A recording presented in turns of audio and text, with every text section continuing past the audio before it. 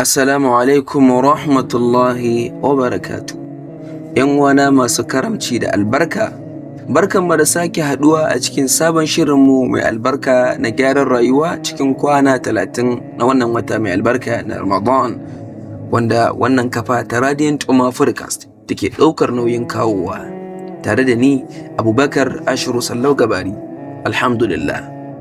‘Yan uwana masu albarka, taken wannan darasi namu na yau shine dacewa da Lailatul Qadr. Na'am.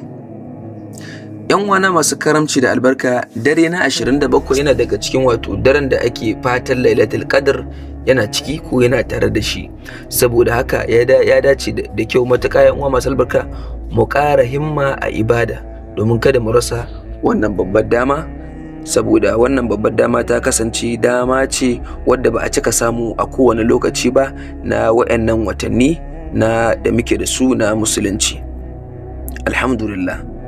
Kamar yadda Allah subhanahu wa ta'ala yake faɗa, Lailatul Qadr khairun min alf shahr. Yan uwa masu albarka, babban darasi anan da zamu ɗauka anan shine tsayuwar dare tana da matukar amfani.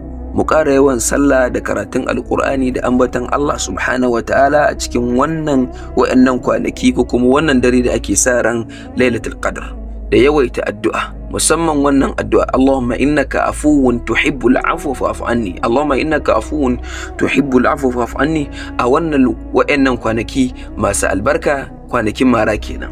Na'am.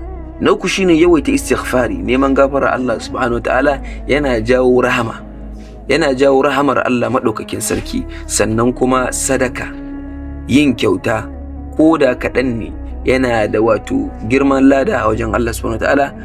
In kai abu kaɗan kana ganin kaɗan ne, to a wajen Allah babba ne, saboda shi wanda kai wannan zai ɗauke shi da girma, saboda bai da shi, to Allah sai ya ƙara ma wannan abin girma. Allah subhanahu wataala ya ba mu dacewa. ‘Yan uwa masu albarka, abubuwan da ya kamata mu guje musu shine shagala da waya, yawan daddanna waya, da kuma hirar banza, da kuma bacci mai yawa, da kuma sabani da mutane.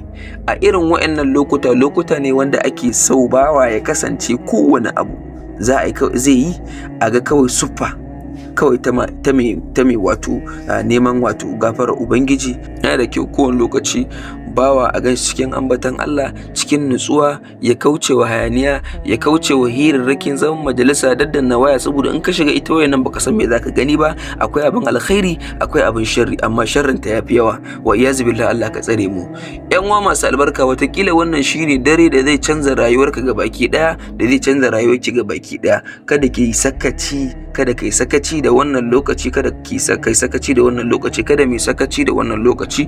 Allah subhanahu wa ta'ala ya samu dace da Lailatul Qadr, ya sanya muna daga cikin intaccen bayi, kuma ya amsa addu'o'in mu, kuma ya gyara mana wannan ƙasa ta mu ta Najeriya.